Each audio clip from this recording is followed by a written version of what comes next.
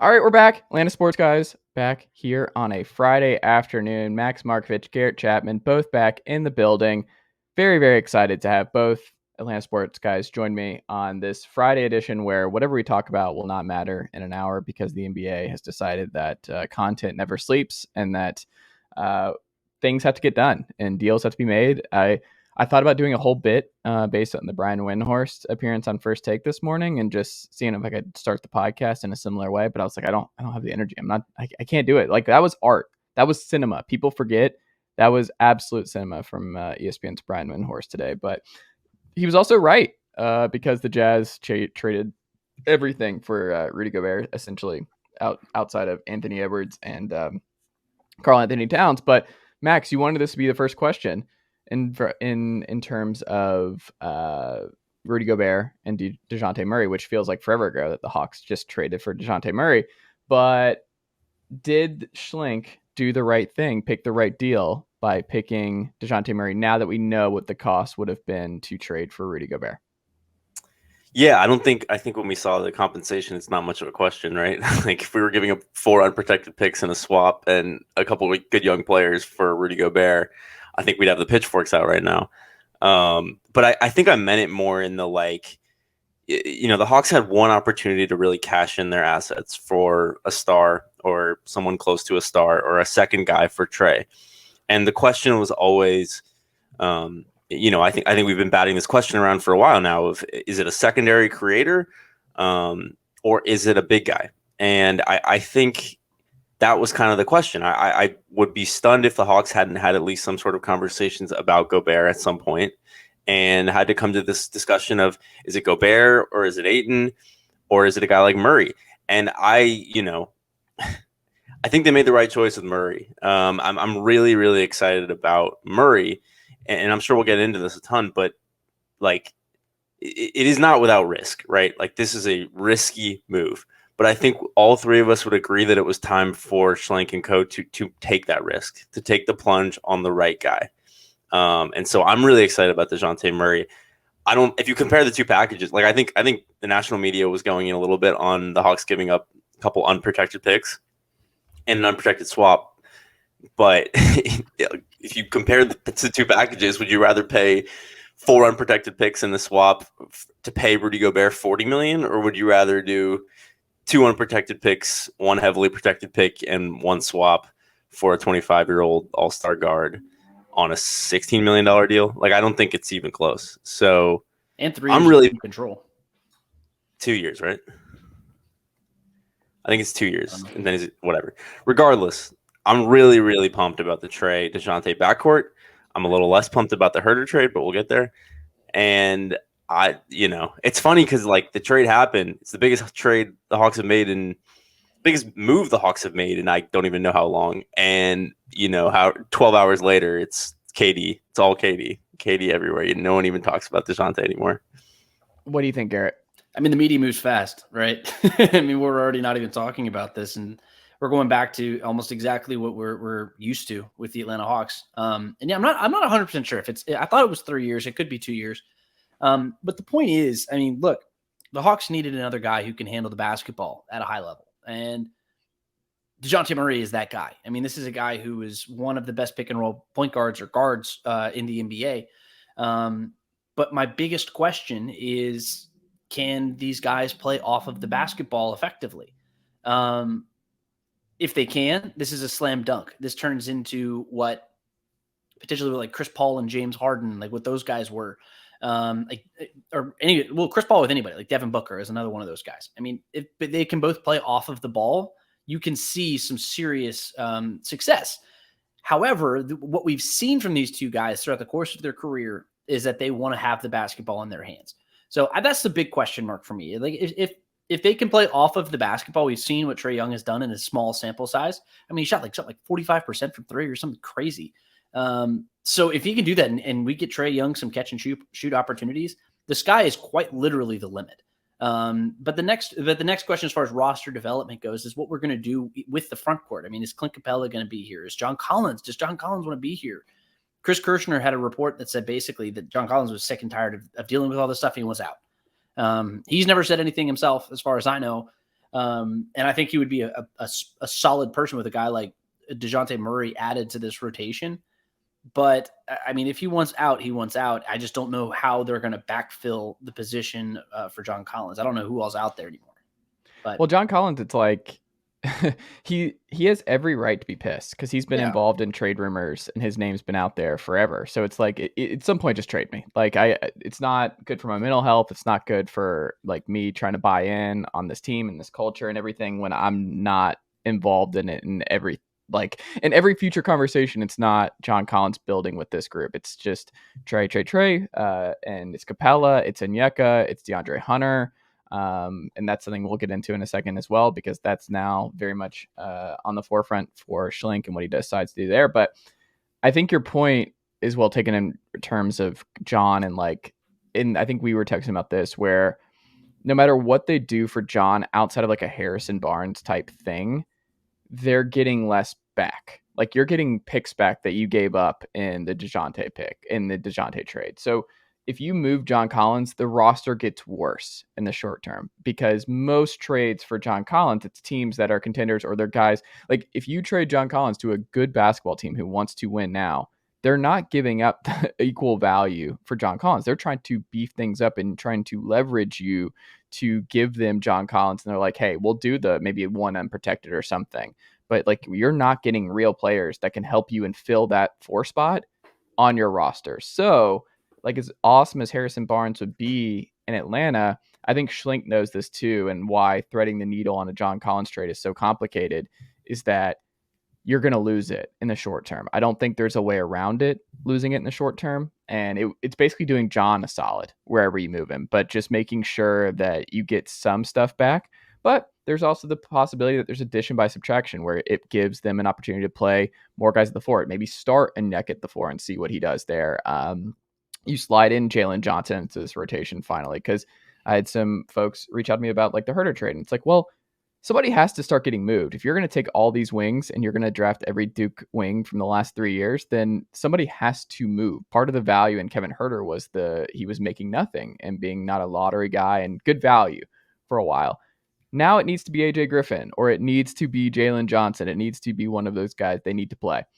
And I don't know. I think John Collins is one where Schlink does not want to make a bad deal. And I think that's very clear in how careful he's been and how just kind of how he's viewed the market and how he's treated his guys and how he really hasn't made a move to this point. Dejounte is a safer deal than Gobert. Like that's a lot of unprotected first. That's a lot of stuff out the door.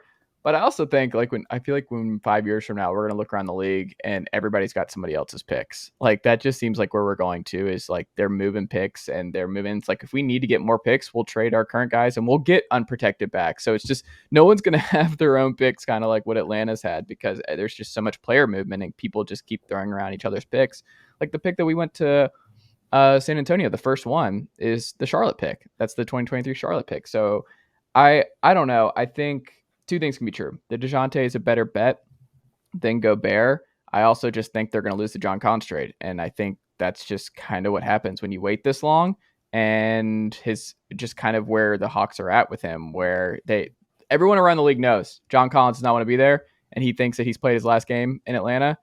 You're not getting you're not getting win now guys for him back. Like it's just not happening.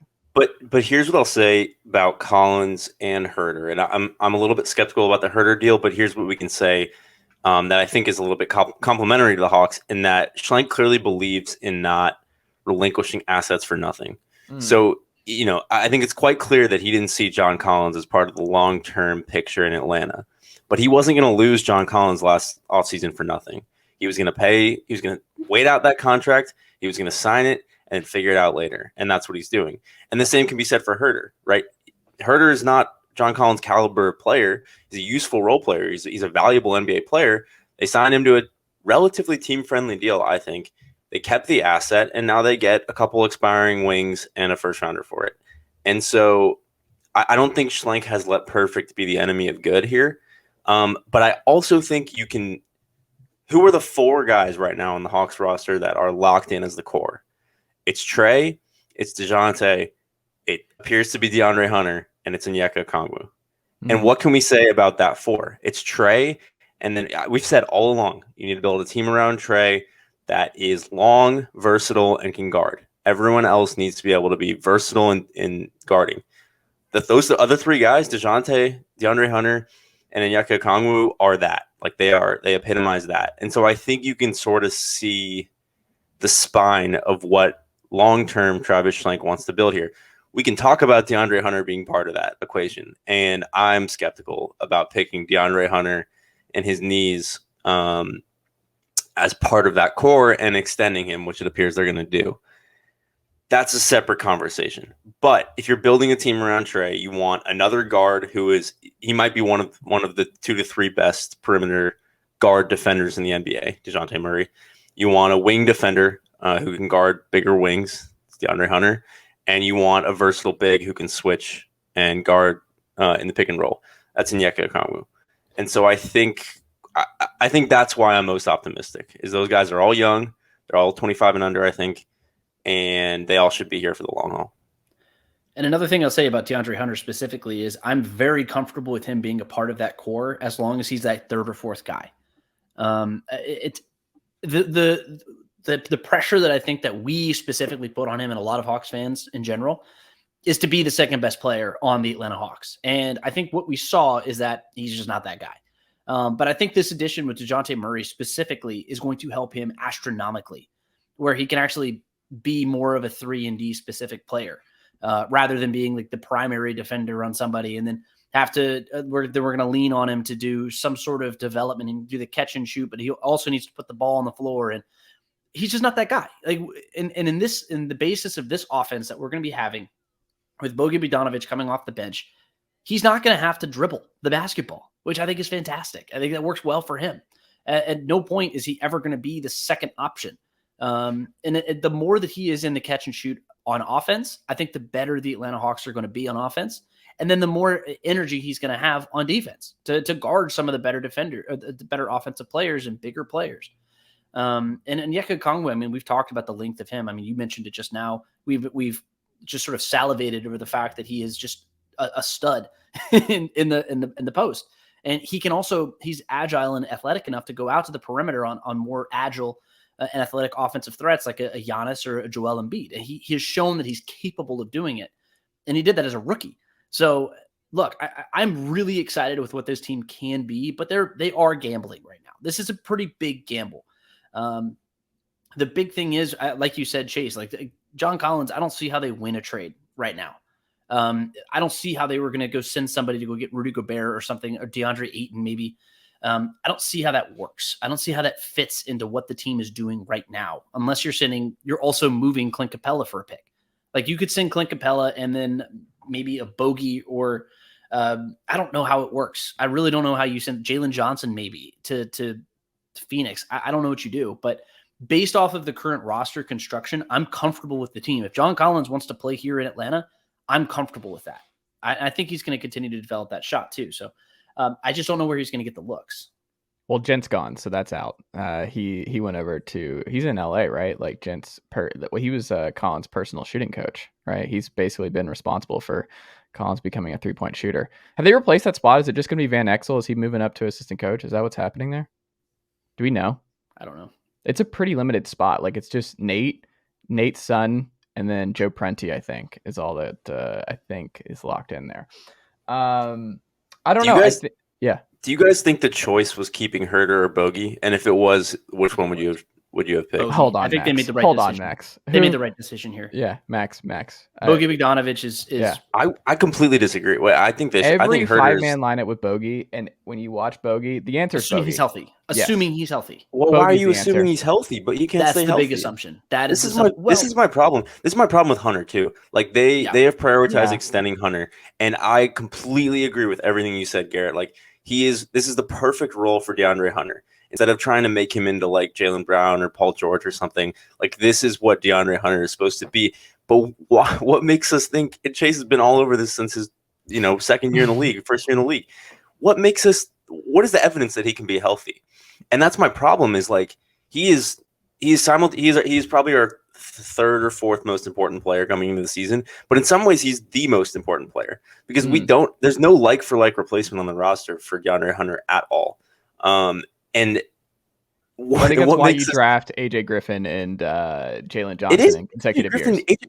AJ Griffin didn't guard anyone in college. Yeah, like this but is I think AJ Griffin also has knee problems, by the way. Right. Yeah. This is my problem with the AJ Griffin pick too. Is like you need to stack the roster with wings who can guard and who can guard guards and who can guard bigs. Like AJ Griffin. Right. Like I don't mind starting at the 4. By the way, let me go ahead and lock that in. Opening night, he's starting at the 4. I don't mind the flyers on Justin Holiday and Mo Harkless. Like those are good bodies to have. Like you need more of them. But if DeAndre Hunter goes down and you're starting Justin Holiday and Mo Harkless at the 3 and the 4, like I'm not excited about that. And the shooting is a real problem. Well, especially if Dejounte Murray doesn't take a leap there. Well, I think that's another part of it is that I'm not sure off the top of my head, but Dejounte, he's like 34%. Well, I'm more concerned about 32. What is his catch and shoot 3-point percentage though? Like something his catch and shoot might have been 34. There was something where I was like, his form looks pretty good, and I'm like, maybe he's gonna get more open looks. Maybe he's a good catch and shoot guy, but it was forced to take off the dribble with the Spurs. It really wasn't a lot of that. So we'll see. Well, I think you're right about DeAndre. Is that the health stuff? Like it's Garrett, you're right with him being in a better role now at 3rd, 4th guy, but like it's just you're gambling a lot. But I'm not penciling in DeAndre yet. He hasn't gotten the extension yet. He could still be moving somewhere else. He could be a part of a John Collins package. Like I don't know. Like nothing would surprise me based on what's happening so far this summer.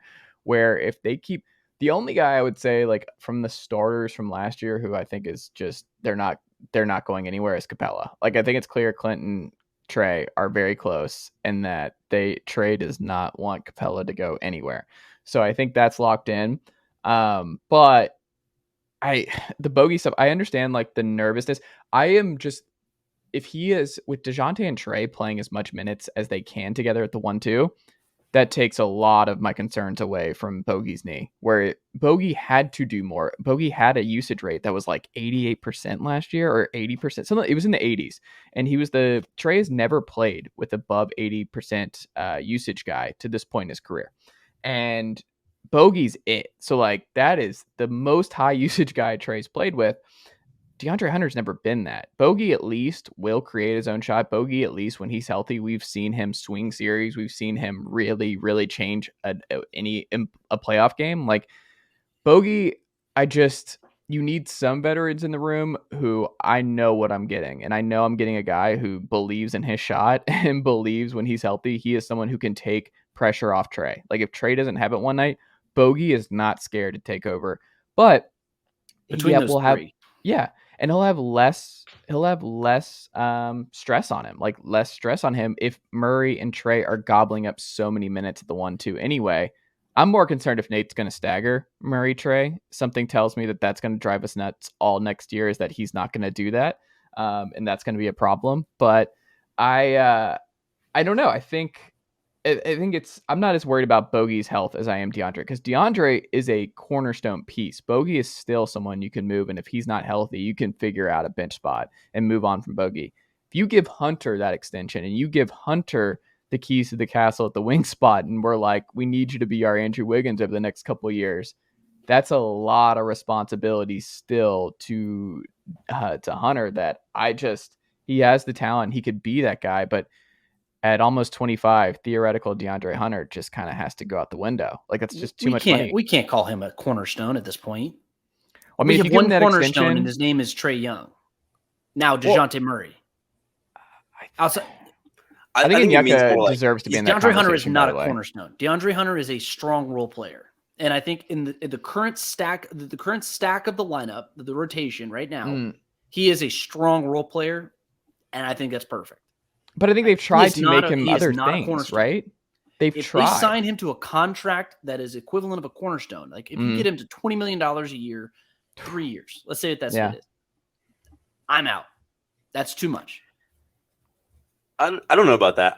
Honestly, we should kind of readjust our priors on like contract numbers and what they look like and who's getting them. Andy, didn't they?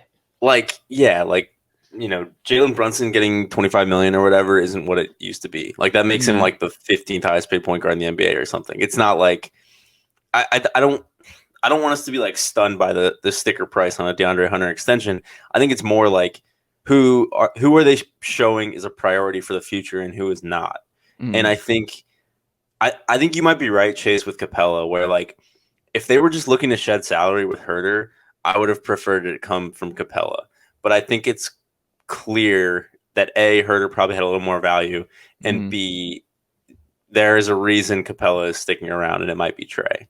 Because I think all of us would I would love if they went into next season with Onyeka, signed a legit backup at center, and just rolled with that. Like I fully trust Onyeka to take that leap. But it doesn't appear they're ready to do that. And they are probably they were looking to shed salary with Huerter, and they got below the tax, and I think that's notable.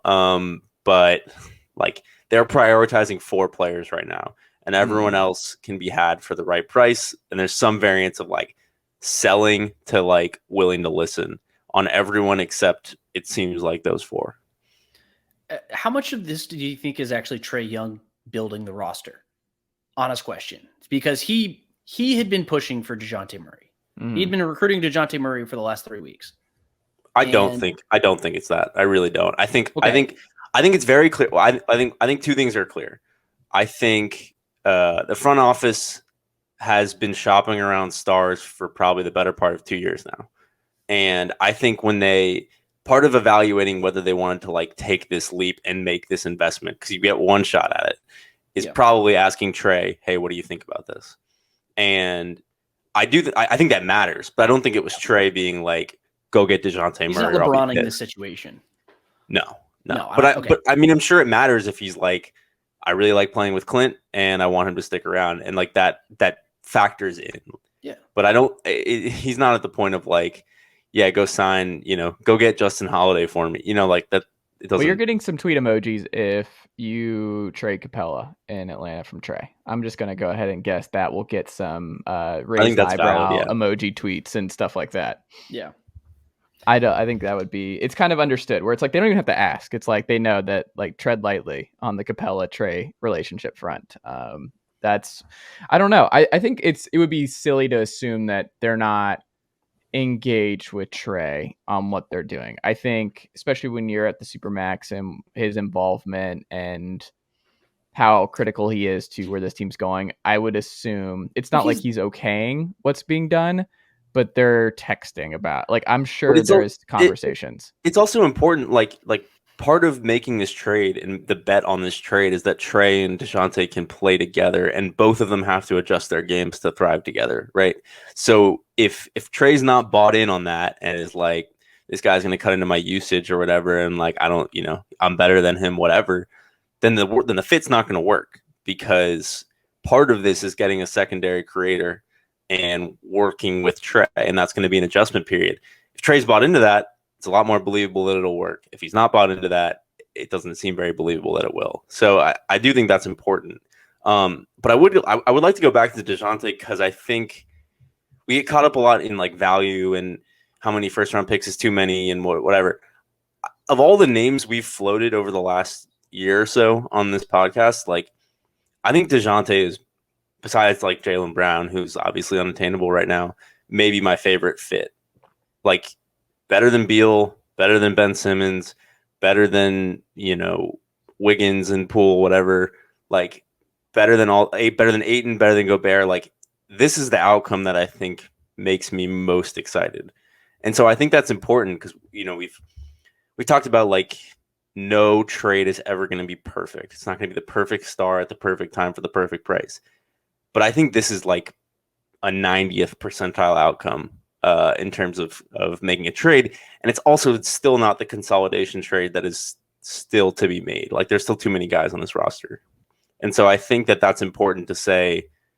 Dejounte's a 25-year-old all-star guard who on paper complements Trae really well and covers up a lot of the weaknesses that this team had last year. And so I think that that's sort of like the core of why I'm still excited, even if it was like maybe a slight overpay and if I wish they had like top 5 protections on those picks and stuff. I don't know. I think the Dejounte thing, Charks and I were texting about this at the Ringer after it happened, and he was focusing on the Trae fit of like, how is this going to work? And this is something that I think Hawks fans is excited. Like, I wrote about this a little bit this week too. It's just that, like, generally speaking, the history of two All-Star guards pairing up in their prime, pretty good results in the NBA, and that usually they figure it out. Usually they figure out how to coexist. And you could have been worried that I think the closest comp these days is like Devin Booker and Chris Paul, where you bring in Chris Paul, who is just a a guy who's a leader, who's going to have a certain expectation and has grew up in a different kind of system and that kind of thing. And then like Devin, you have to adapt. Like, this is now we're co-pilots here. Like, this is not your entire show anymore, but it'll win a lot of games and we could win an NBA championship playing this way. I also think the thing to watch with Trae, and I think he obviously saw the Miami series humble him in a lot of ways. Like, that was rough. And I'm sure he looked around the league and was like, hey, and looked around this roster too and was like, I need help. I can't do this. I've reached the point where I cannot do that kind of run that I did in 2021 year over year, just with me leading the charge and having that kind of offensive usage. He's never played with a usage rate over 30% like this as a lead ball handler. That's never happened. So I don't see Murray just being like, yeah, I'll just, I won't bring the ball up much. I won't do this. I won't. That's why I think stagnating these dudes is so critical for next year. But I still have my doubts that that's how that will go.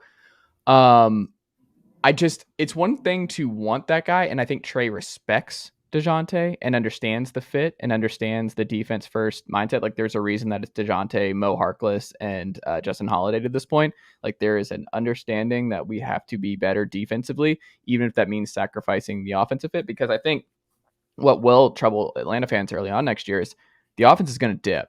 Like, the offense is going to be pretty ugly early on, I think. I don't think this is a smooth transition going from what this team was rolling out last year to Dejounte, Justin Holiday, maybe Mo Harkless, and Capella at the 5. Like, the shooting will not be there early on. And that's like when you trade Kevin Huerter and when you didn't really develop a shooter potentially in Jalen Johnson, and you don't really have, like, if Bogi's not healthy, suddenly it gets pretty sparse on the shooting front. And that's just more on Trae's plate. But it's one thing to respect another superstar's game. It's another thing entirely to play with him 82 games and to learn and to be an off-ball guy, because we've never seen Trae do this. So Trae can like think this is good for me and love it. And then in practicality in game 7, he's like, I don't like being off ball. I don't like cutting. I don't want to, it sounded great, but now they're asking me to do this and I don't like it. Like, that is absolutely a possibility that he might not enjoy this. And it was one of those things where he respected Dejounte. It should make sense, but Trae could not like it. That is absolutely in play, where Trae does not like being off ball and does not like being a secondary creator and playing second fiddle some nights to Dejounte. Like, that is absolutely a possibility. We just don't know. It leads me to believe that, based off of like what you were talking about, like with the amount of bodies that we have currently, the way the rotation is going to work out, then the lack of shooting, it really leads me to believe that the Hawks aren't even close to being done. I just have a feeling that another move is coming. We don't know what it is. I have no earthly idea. I don't think we have the assets to go after Kevin Durant. I just don't. I think that's just. I don't want Kevin Durant. Like, I'm not saying that I want him. Like, not. I don't want to deal with this anymore. You like, add Kevin Durant to this this roster. You add Kevin Durant to this roster, and it's immediately competing for championships. But at the same time, for what it's going to cost, I just don't think that we have the assets to even give it the time of day. So I'm not even going to consider that. I mean, look at what Rudy Gobert just pulled in. Like, the price for KD just went up. Rudy Gobert's price point is just absolutely absurd. Murray, the Suns are right. Like, Devin Booker is the starting point. You want, that's it. Yeah, DeAndre Ayton on an expiring contract. That's not enough. It's not going to be enough. And so the Suns are in a difficult position. I think they're in a very difficult position. I don't think he goes to Phoenix. I really don't know who's going to make this deal. I mean, Toronto might do. I still am betting on New Orleans. Heat. I think New Orleans, by supermaxing Zion, and they want the eyeballs. Like, Brandon Ingram is the kind of guy you can trade Kevin Durant for. Like, that contract, like that. And you bring him in, I think, and then it's kind of like an FU to KD on the way out of just like, we're not sending you to where you want to go. He doesn't have a no trade clause, right? Yeah. Like, it's so, yeah, screw him. I mean, look, if you're going to screw us over, we're going to go get the best possible deal that we can. Right. Send him to OKC. Like, Kyrie, you're going to Sacramento. we'll see you next. Like, I don't know why. I just The I don't know, bevy of man. picks that Why would Oklahoma they do State it? Thunder Why would they have. throw Kevin or Kyrie a solid? Like, Right. I don't know They them didn't win personally, him but anything. as They won 2 players, playoff series. right? Like, I don't. Poor Ben Simmons. He's just sitting there like, what does my roster even look like next year? No, but ultimately, I don't think the Atlanta Hawks are done making moves. There's something else that's going to come. John Collins, I mean, he's still in the roster as of now. I don't know what they're going to do necessarily, but they need to add shooters. They need to add more wings. We should mention Gallo's gone too, right? Like Gallo's another shooter who's gone. Yeah. Yeah. Actually, speaking of Boston, they have Brogdon and Danilo Gallinari. Oh, that's a fun team. That's going to be a very good team next year.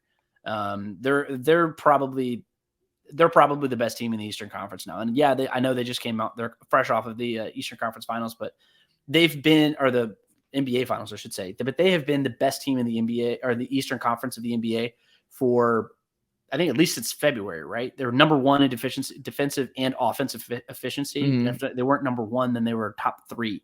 Since I still don't think they beat the Bucks if Middleton doesn't miss that series. I think the Bucks win that series. Yeah, I'll take Milwaukee still. Yeah, but I agree with you. Also, Danilo does not. I mean, we watched him try to play defense. Like, I don't think he plays in a playoff series next year, to be honest. But it's not that. But it's more shooting. They won't like ask him to do Huerter, that. Gallo, like that's more shooting. Huerter. Yeah, Herter's gone. Like if that's Huerter. Oh no. Gallo are gone. Yeah, you're talking about the Hawks. Yeah.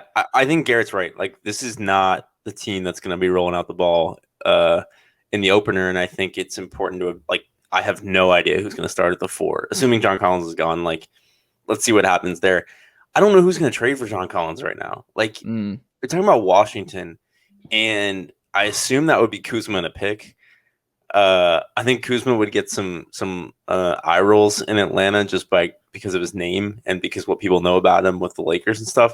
I think Kuzma would be a solid addition, to be honest, but he's long. He can shoot a little bit. He rebounds. But like, I don't know what return for John Collins is going to like engender like that's exciting. It's going to be some combination of a player who's worse than John Collins and probably a pick to recoup some of that Dejounte deal. And like that, I would have been probably happier about that if it weren't for the Huerter deal, where You're it's really like, oh, we already kind of. You're really hurt by. I just think it makes them much worse. Like I think Kevin Huerter is a really underrated NBA player because he does so many things, and I think Bogi. You're right. Bogey's better at like Trae doesn't have it tonight, and we just need a guy to step in and get it. But Bogey's not as reliable. He's not as healthy, and he's A, much older, and B, he doesn't guard like Huerter could step in and guard a longer wing in a pinch. Like Bogi doesn't do that. And like, but they haven't drafted Bogi replacements. They've drafted Huerter replacements. The point of Huerter is I would say AJ Griffin is like fills more of the Bogi role than the Huerter role. Like size wise, he's more like Huerter, but like he doesn't have that. He doesn't have next that year. AJ AJ Griffin's not stepping in next year and like. Well, no, guarding. it should be Jalen. Like it should be Jalen, but no, it needs to be Jalen all last year. If it's not Jalen, then this is I don't know. If he's not in the rotation, it's a wasted pick. Right.